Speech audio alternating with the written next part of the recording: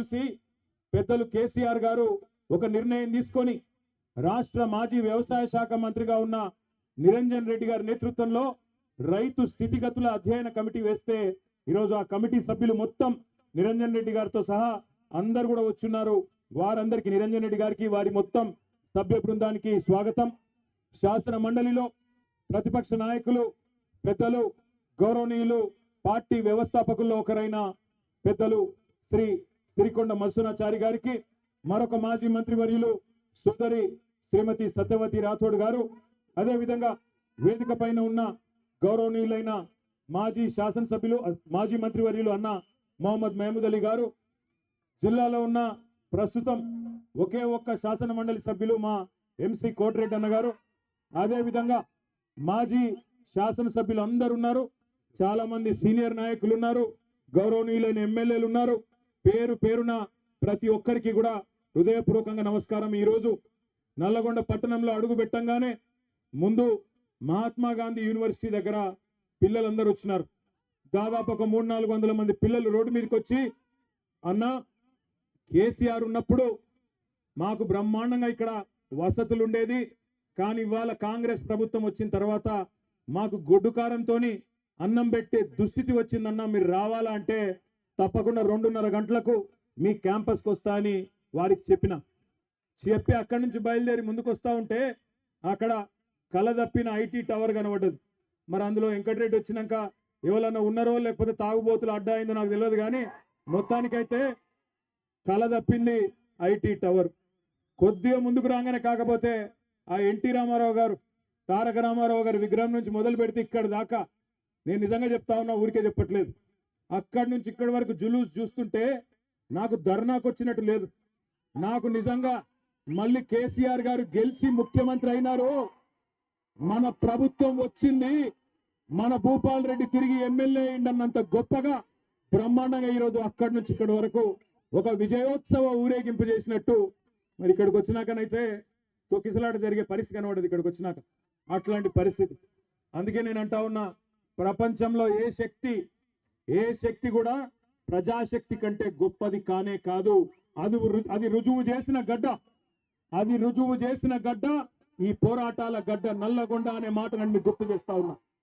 ఈ రోజు కాదు, ఇవాళ ఉన్న వాళ్ళు కొత్తగా మేమేదో సామ్రాజ్యానికి అధిపతులైపోయినాం, చక్రవర్తులైపోయినాం, రారాజులైపోయినాం అని విర్రవీగుతున్న వాళ్ళ గురించి కాదు నేను చెప్పేది.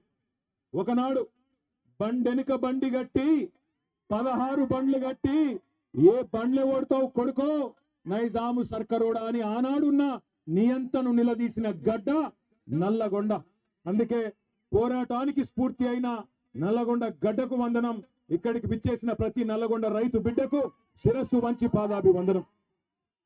కేసీఆర్ గారు తెలంగాణ ఉద్యమంలోనే ఇక్కడికి వచ్చేటప్పుడు మా సోదరుడు రసమై బాలకృష్ణ గారు గుర్తు చేస్తా ఉండే, అన్న ఒక్క మాట చెప్పాలి, నువ్వు తప్పకుండా యాద్ చేయాలి అన్నాడు. ఏందన్నా అంటే చెప్పినాడు, అన్న ఒకనాడు కేసీఆర్ గారు స్వయంగా పాట రాసిండే, పక్కన కృష్ణమ్మ ఉన్న ఫలితమేమి లేకపాయే, పాలమూరు నల్లగొండ పంటలన్నీ ఎండిపాయే అంటూ కేసీఆర్ గారే స్వయంగా కలం పట్టుకొని మరి మన నల్లగొండ దుస్థితి గురించి వర్ణించి ఆనాడు జలసాధన ఉద్యమంలో 2002-03 సంవత్సరంలోనే పాట రాసిండు అని అన్న చెప్పిండు.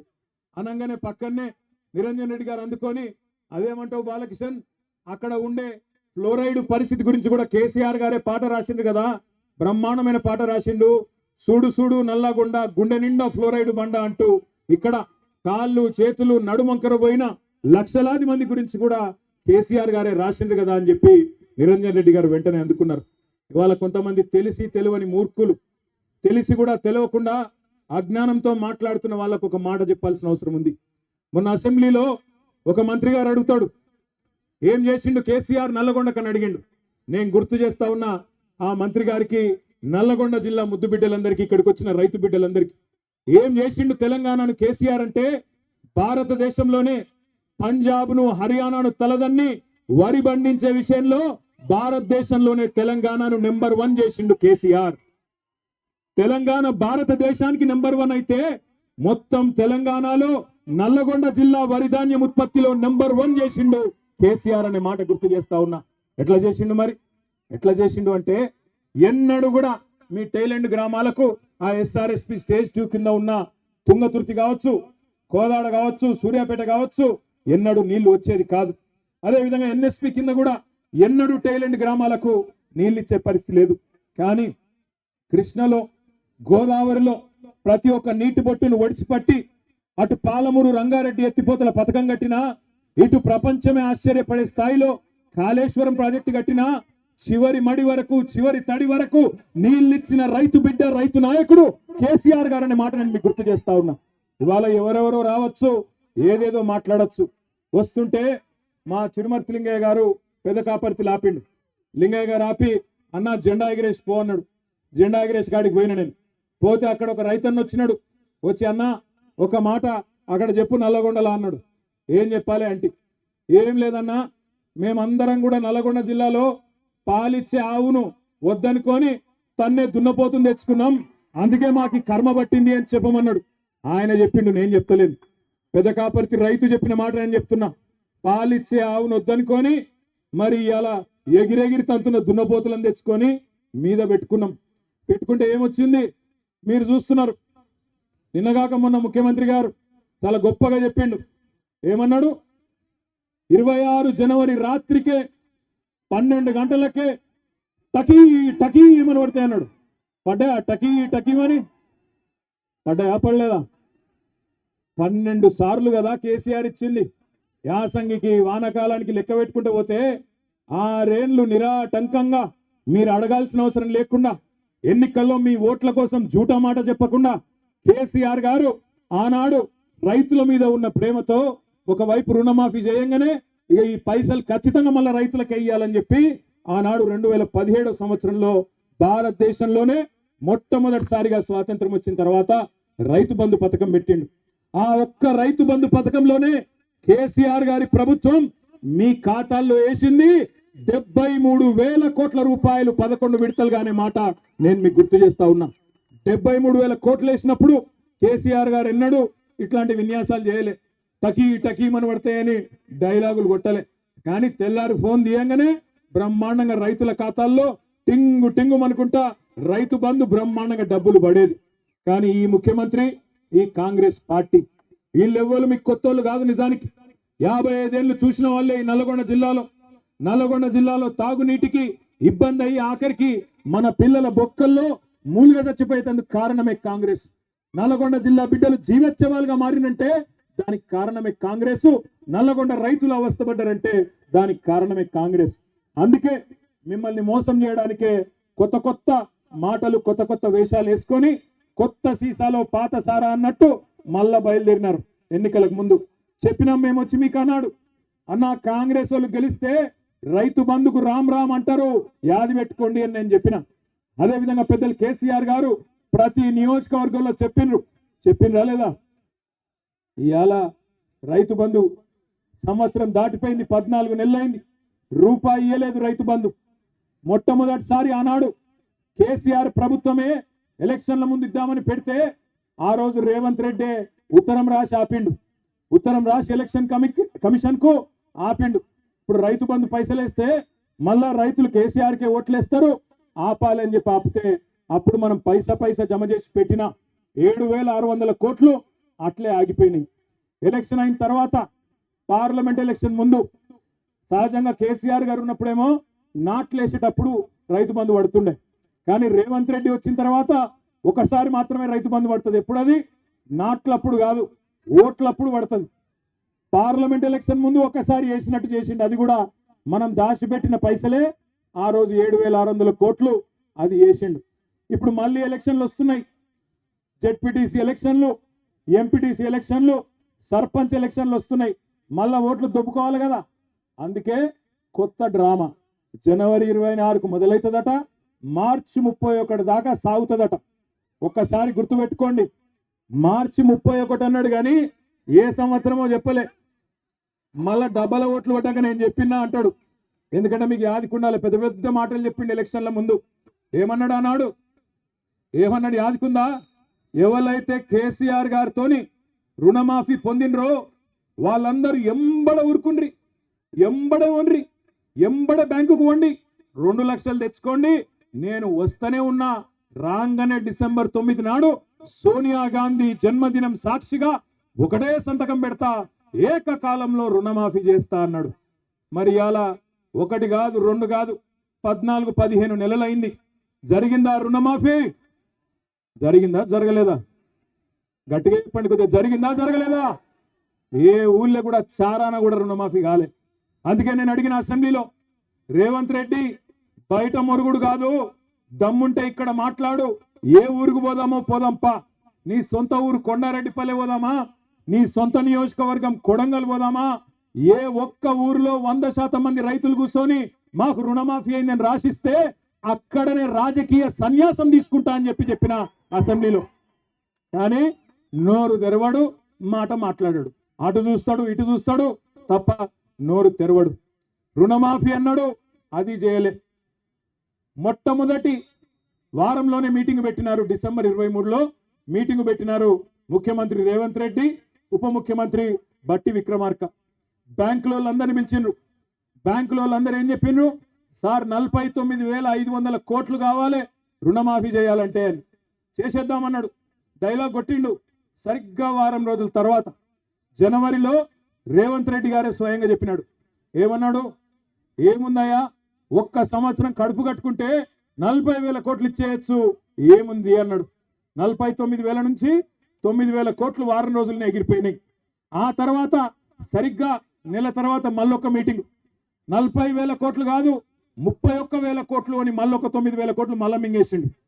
ఆడికెళ్ళి వెంటనే క్యాబినెట్ మీటింగ్ జూన్లో. క్యాబినెట్ లో 31,000 కాదు 26,000 కోట్లే అని చెప్పి బడ్జెట్ లో కూడా 26,000 కోట్లు అని పెట్టినారు. కానీ ఈ రోజు వరకు మొత్తం ఇచ్చిన ఎన్ని పైసలు అంటే 11-12,000 కోట్లు కూడా దాటలేదు. ఇది వాస్తవం. అందుకే నేను అంటున్నా, 49,500 కోట్లలో చారాన కూడా ఇవాళకి కూడా 25% కూడా రుణమాఫీ కాలే. అందుకే గ్రామ సభలకు పోతే రైతులు ఎక్కడికక్కడ ఇరగదీస్తున్నారు, అడుగుతున్నారు. ఏమాయ కొడుక రుణమాఫీ అంటే సమాధానం లేదు. ఏమాయ 6 గ్యారంటీలు అంటే సమాధానం లేదు. ఆ రోజు మాట్లాడిండు పెద్ద పెద్ద మాటలు ప్రతిపక్షంలో. కేసీఆర్ 2 పంటలకే ఇస్తున్నాడు రైతు బంధు, నేను 3 పంటలకు ఇస్తా అన్నాడు. 3 పంటలకు ఇస్తా అన్నాడు మగోడు. మరి ఇవాళ ఏమైంది? 3 కాదు, 1 పంటకి ఇచ్చనికే కింద మీద అవుతా ఉన్నాడు. కేసీఆర్ బిచ్చమేసినట్టు 10,000 ఇస్తున్నాడు, నేను 15,000 ఇస్తా అన్నాడు. పడ్డాయా 15,000 ఎవరికన్నా? ఇవాళ మాట మార్చి సిగ్గు లేకుండా 15,000 కాదు, చారిత్రాత్మక నిర్ణయం తీసుకున్నాం, 12,000 ఇస్తున్నా అని సిగ్గు లేకుండా చెప్తా ఉన్నాడు. మోసం చేయడం కూడా చారిత్రాత్మకమట, రేషన్ కార్డు ఇవ్వడం కూడా చరిత్రాత్మకమట. సంవత్సర కాలం నుంచి ఈ రాష్ట్రంలో రైతులను, గరీబులను సావగొడుతున్నారు. ఏంద్రా అంటే రేషన్ కార్డు కావాలంటే దరఖాస్తు, రైతు భరోసా అంటే దరఖాస్తు, కులగణన అంటే దరఖాస్తు. రాష్ట్రంలో ఎవరన్నొకరు సంతోషంగా ఉన్నారా అంటే ఒకళ్ళు ఉన్నారు. ఎవరంటే జిరాక్స్ సెంటర్లో తప్ప ఎవడు సంతోషంగా లేడు. ప్రజలకు పెట్టిన దరఖాస్తే పెట్టి పెట్టి పెట్టి పెట్టి ఆస్టకు వచ్చింది. ఏంద్రా నాయన వీడు, సప్పుడంట కేసీఆర్ ఉన్నప్పుడు టంగు మన పైసలు పడుతుండే, ఈ ప్రభుత్వం వచ్చినాక దరఖాస్తులు పెట్టుడు, దండాలు పెట్టుడు తప్ప ఏమీ లేదు అనే కాడికి వచ్చింది. ఒక రైతు బంధు మాత్రమే కాదు, ఎన్ని మోసాలు జరుగుతున్నాయో. రుణమాఫీ కానీ, రైతు బంధు కానీ, బోనస్ అన్నాడు, 500 రూపాయలు ఇస్తా అన్నాడు క్వింటాల్కి. ఒక దొడ్డు వడ్లకే కాదు, సన్న వడ్లకే కాదు, అన్ని పంటలకు ఇస్తా అన్నాడు. మొత్తం మేనిఫెస్టోలనే పెట్టిండు. పడ్డాయా బోనస్ ఎక్కడన్నా? ఇప్పుడేమో మాట మార్చి సన్న వడ్లు వండిస్తేనే నేను బోనస్ ఇస్తాను సన్నాయి నొక్కుతున్నాడు. ఇక వ్యవసాయ మంత్రి అయితే సన్న వడ్లకు బోనస్ ఇచ్చింది చాలా బాగుంది, రైతు బంధు వద్దంటున్నారు రైతన్నలు, అందుకే బోనసే ఆలోచిస్తున్నామని చెప్పి ఆయన చెప్తా ఉన్నాడు. అంటే వీళ్ళ ఉద్దేశం ఏంటి అంటే, ఇది గుర్తుపెట్టుకోండి జాగ్రత్తగా నల్గొండ బిడ్డలు, ఇవాళ స్థానిక సంస్థల ఎలక్షన్లు ఉన్నాయి కాబట్టి, సర్పంచ్ ఎలక్షన్లు ఉన్నాయి కాబట్టి మళ్ళా రైతు భరోసా డ్రామా. ఇది బంద్ అయింది అంటే రైతు బంధు కూడా బంద్ అవుతుంది, యాది పెట్టుకోండి. ఎందుకంటే రేవంత్ రెడ్డి చెప్పిండు ముందే, ఏమన్నాడు? కేసీఆర్ ఆనవాళ్ళు లేకుండా చేస్తా అన్నాడు. నేను ఒక మాట అడుగుతా, మీరు సమాధానం చెప్పండి. ఆరోగ్యశ్రీ అంటే ఎవరు యాదికి వస్తారు మీకు? వైఎస్ఆరా? ఆరోగ్యశ్రీ అంటే ఎవరు యాదికి వస్తారు? రైతు బంధు అంటే ఎవరు యాదికి వస్తారు? ఎవరు? అందుకే రైతు బంధు బంద్ చేద్దామని చూస్తున్నాడు. ఎందుకంటే రైతు బంధు ఎన్ని పైసలు వేసినా రైతులు కేసీఆర్నే తలుసుకుంటారు, నన్ను అయితే దేకరు. కాబట్టి దీన్ని ఎట్లన్నా ఖతం చేయాలని చెప్పి గుంపు మేస్త్రి గారు పన్నాగం పన్నిండు. అందుకే నేను చెప్తున్నా మీకు, జాగ్రత్తగా ఉండండి, జాగ్రత్తగా వినండి. ఒక్కొక్క ఎకరానికి మనకు రేవంత్ రెడ్డి ప్రభుత్వం, కాంగ్రెస్ ప్రభుత్వం రైతులకు బాకీ పడ్డది. 2023 యాసంగి పంటకు మీకు 2500 రూపాయల పైగీతం, 2500 రూపాయలు బాకున్నాడు. అదే విధంగా వానాకాలం రైతు బంధు మొత్తం ఎగ్గొట్టిండు. ఇది కాదురా అయ్యా, ఇంకోటది ఇదే, ఇగో ఇది ఏం చెప్తున్నా అంటే, ఇది యాసంగి 2023 యాసంగి పంటకు 5000 ఇచ్చిండు, చేతులు దులుపుకున్నాడు. అప్పుడు ఎకరాకు 2500 బాకీ ఉన్నాడు. తర్వాత వానకాలం ఒక్కొక్క ఎకరానికి 7500 రూపాయలు బాకీ పడ్డాడు. మళ్ళా ఇప్పుడు యాసంగి వచ్చింది, మళ్ళా ఇప్పుడు తప్పించుకునే ప్రయత్నంలో ఉన్నాడు. తప్పించుకోనియద్దు, 15000 కాదు 12000 ఇస్తా అని తప్పించుకునే చక్కర్లో ఉన్నాడు. అందుకే మీ అందరికి నేను చెప్తున్నా, ఒక్కొక్క ఎకరానికి ఎంత బాకీ ఉన్నాడు రేవంత్ రెడ్డి? కనబడుతుందా లేదా ఇది? ఒక్కొక్క ఎకరానికి ఎంత బాకీ ఉన్నాడు? 17500 రూపాయలు బాకీ ఉన్నాడు. కాంగ్రెస్ వాళ్ళు ఓట్లు అడిగేందుకు వస్తారు, మళ్ళా అమ్మ అయ్యా అక్క అల్లుడు తమ్ముడు అనుకుంటూ వస్తారు. అడుగుండ్రి, ఏమరా కొడక బాగా చెప్తివి, అసెంబ్లీ ఎలక్షన్ల ముంగట ఎక్కడున్నారు కాంగ్రెస్ వాళ్ళు? మళ్ళా కొట్లాడేది గదే కేసీఆర్ దళం కదా, గదే కేసీఆర్ బిడ్డలు కొట్లాడుతున్నారు, గదే గులాబీ జెండా కొట్లాడుతున్నది రైతుల గురించి. మీరెక్కడ పోయినరు అని కాంగ్రెస్ వాళ్ళని అడగండి. ఎక్కడ పోయినాయి మా వానాకాలం రైతు బంధు? ఎక్కడ పోయింది 15000 రూపాయలు? నిలదీయండి.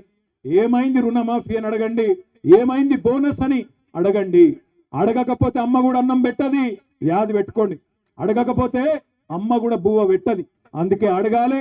పోరాటాల పురిటిగడ్డ నల్లగొండనే మొత్తం రాష్ట్ర రైతాంగానికి ఆనాడు సాయుధ పోరాటంలో ఎట్లయితే స్ఫూర్తి నింపిందో, మళ్ళొక్కసారి రాష్ట్రంలో రైతులు తిరగబడతందుకు నల్లగొండనే వేదిక కావాలి. అందుకే ఇక్కడి నుంచే మొదలు పెట్టినాం ఈ రైతు పోరు. నేను మీ అందరితో ప్రార్థించేది ఒకటే, ఇంకా 4 ఏళ్ల సమయం ఉంది.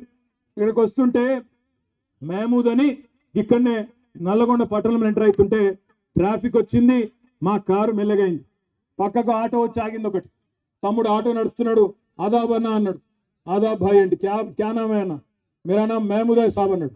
క్యా హాల్ హై మహమూద్ అంటే, క్యా హాల్ హై సబ్ బర్బాద్ హై, క్యా హాల్ హై అన్నాడు. నాశనం అయిపోయినాం. కాంగ్రెస్ ప్రభుత్వం వచ్చినాక రైతులు 410 మంది చచ్చిపోయినరు, గురుకులాల్లో పిల్లలు 55 మంది చచ్చిపోయినరు, ఆటో డ్రైవర్లు 100 మంది చచ్చిపోయినరు, చేనేత కార్మికులు ఇప్పటికి 35 మంది చచ్చిపోయినరు. మొత్తం నాశనం చేస్తున్నాడు సార్ వీడు అన్నాడు. అంటే మరి క్యా కర్నా? ఏక్ ఓటు కా సజా 5 సార్లు అయినా మహమూద్ భాయ్ అన్న నేను, ఒక ఓటు శిక్ష 5 ఏళ్ళు కదా అన్న నేను. అంటే ఏమంటుండు తెలుసా మహమూద్? క్యా సాబ్ కోయి తర్కీబ్ నీ క్యా అంటుండు, ఏమన్నా ఉపాయం లేదా అంటుండు. అంటే నేనంటే ఆడికెళ్ళి ఉందిరా పోయి ఉపాయం ఏం లేదు, ఎదురు చూడాలి, ఏం చేస్తాం మరి. మేము తయారున్నాం పోరాడేందుకు, మా వాళ్ళందరూ తయారున్నారు. కేసీఆర్ తయారు చేసిన మా తమ్ముళ్ళు, మా అన్నలు, మా అక్కలు, చెల్లెళ్ళు అందరు తయారున్నారు. బాగా నీలుగుతున్న మంత్రులు ఎవరైతున్నారో, రైతు బంధు అడిగితే చెప్పుతో కొడతా అనే మంత్రి ఒకడు ఉన్నాడు. ఇంకా చాలా మంది మీటింగ్ పెట్టుకుంటామంటే అడ్డుకునే సన్నాసి మంత్రి. ఇంత భయపడతాడు ఎవడన్నా మీటింగ్ పెట్టుకుంటామంటే? గంత భయం ఎందుకు నీకు? భూపాల్ రెడ్డిని తీసుకుపోయి పోలీస్ స్టేషన్లో ఆడ పోలీసు వాళ్ళు అడ్డం ఉండి భూపాల్ రెడ్డి మీద దాడి చేస్తావా? సిగ్గుందా నీకేమన్నా అని అడుగుతున్న మంత్రి కోమటిరెడ్డి వెంకటరెడ్డి. నీకు ధైర్యం ఉంటే, దమ్ముంటే గడియారం సెంటర్ కు రా. గడియారం సెంటర్ కు వచ్చి మా లెక్కన మీటింగ్ పెట్టి చెప్పు రైతులకు ఏం పీకింది నీ ప్రభుత్వం ఈ సంవత్సర కాలంలో చెప్పు. ఉత్తమ్ కుమార్ రెడ్డి, కోమటిరెడ్డి వెంకటరెడ్డి పెరిగిన ఆకారాలు మాత్రం బాగా పెరిగినాయి, అహంకారాలు బాగా పెరిగినాయి, కానీ పీకిందేమీ లేదు నల్గొండకు. అందుకే నేను అంటున్నా, కేసీఆర్ నల్లగొండ కంటే చెప్పండి, వరి ధాన్యం ఉత్పత్తిలో తెలంగాణను దేశంలో నెంబర్ 1 చేస్తే నల్లగొండను రాష్ట్రంలో నెంబర్ 1 చేసిండు కేసీఆర్. ఒకటి కాదు 3 మెడికల్ కాలేజీలు సూర్యాపేటలో, నల్లగొండలో, యాదాద్రిలో కట్టించింది కేసీఆర్. యాదాద్రి గుడిని అత్యద్భుతంగా తీర్చిదిద్ది ఆ లక్ష్మీ నరసింహస్వామి రుణం తీర్చుకున్నాడు కేసీఆర్. తామర చెర్లలో అద్భుతంగా మొత్తం తెలంగాణలోనే అతి పెద్ద విద్యుత్ ఉత్పత్తి కేంద్రం కట్టించింది కేసీఆర్. చెప్పుకుంటా పోతే ఒకటి రెండు కాదు ఎన్నో పనులు చేసినాం. దమ్ముంటే క్లాక్ టవర్ కు రా, మా భూపాలన్న వస్తాడు, మా జగదీశ్ అన్న వస్తాడు, వాళ్ళు నీ సంగతి చెప్తారనే మాట కూడా నేను తెలియజేస్తా ఉన్నా నల్లగొండ రైతు బిడ్డలకు. ఎందుకంటే మనం ఆఖరికి మనం హైకోర్టు కూడా ధన్యవాదాలు చెప్పాలి, మనకు న్యాయ వ్యవస్థకు ధన్యవాదాలు చెప్పాలి. ఎందుకంటే రేవంత్ రెడ్డి ప్రభుత్వం అడ్డుకునే ప్రయత్నం చేసిన హైకోర్టు, దేశంలో ఇంకా న్యాయం ఉన్నది, ధర్మం బతికే ఉంది కాబట్టి రైతుల పోరాటంలో న్యాయం ఉందని చెప్పి హైకోర్టు కూడా అంగీకరించి ఇవాళ పర్మిషన్ ఇచ్చి ఈ క్లాక్ టవర్ సెంటర్ లో మనకు ఇవాళ సభ జరుపుకునే ధర్నా జరుపుకునే అవకాశం ఇచ్చినారు. ముఖ్యమంత్రి రాజ్ భవన్ ముంగట ధర్నా చేస్తేనేమో ఏం కాదట, ట్రాఫిక్ అంతరాయం కాదట. మరి ఇక్కడ క్లాక్ టవర్ కాడ మనం ధర్నా చేసుకుంటే మాత్రం నల్లగొండ రైతు బిడ్డల కోసం ఇక్కడ చాలా ఇబ్బంది అవుతుందట, వెంకటరెడ్డికి చాలా ఇన్కన్వీనియన్స్ అవుతుందట, అందుకే పర్మిషన్ ఇయ్యరట. కానీ నేను గుర్తు చేస్తా ఉన్న పోలీస్ అధికారులకు, జిల్లా యంత్రాంగానికి కూడా మర్చిపోకండి, భవిష్యత్తు మళ్ళీ ఖచ్చితంగా గులాబీ జెండాలే, ముమ్మాటికి తిరిగి వస్తాం. ఇవాళ ఎవరెవరైతే కాంగ్రెస్ కార్యకర్తల కంటే అతిగా ప్రవర్తిస్తున్నారో అన్ని గుర్తు పెట్టుకుంటాం, వడ్డీతో సహా ఇస్తాం, యాది పెట్టుకోమని చెప్తూ మళ్ళొకసారి నల్లగొండ రైతు బిడ్డలందరికీ ధన్యవాదాలు తెలియజేస్తూ జై తెలంగాణ.